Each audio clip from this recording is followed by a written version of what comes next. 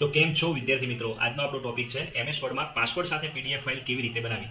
તો સૌ પહેલા આપણે એમએસ વર્ડ ઓપન કરશું. એમએસ વર્ડ ઓપન કરવા માટે આપણે સર્ચમાં જઈશું અને ટાઈપ કરશું વિનવર્ડ.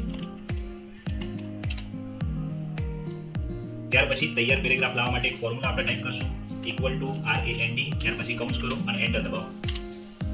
ત્યાર પછી ફાઇલ મેનુમાં જાઓ, એક્સપોર્ટમાં જાઓ, ક્રિએટ પીડીએફ ઉપર ક્લિક કરો.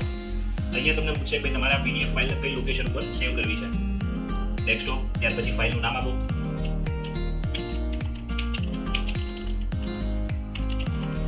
ત્યાર પછી ઓપ્શન મેનુ પર ક્લિક કરો. ત્યાર પછી encrypt the document with password option tick કરો, ઓકે કરો. અહીંયા તમારે મિનિમમ 1 થી 6 આલ્ફાન્યુમેરિક નંબરનો પાસવર્ડ સેટ કરવાનો છે. ત્યાર પછી ઓકે ઉપર ક્લિક કરો. ત્યાર પછી પબ્લિશ ઉપર ક્લિક કરો. અહીંયા તમારી પીડીએફ ફાઇલ તૈયાર છે. એને ઓપન કરવા માટે જે આપણે અગાઉ પાસવર્ડ સેટ કર્યો હતો એ પાસવર્ડ ફરી નાખશો. અહીંયા તમે જોઈ શકો છો કે પીડીએફ ફાઇલ તમારી પાસવર્ડ સાથે તૈયાર છે.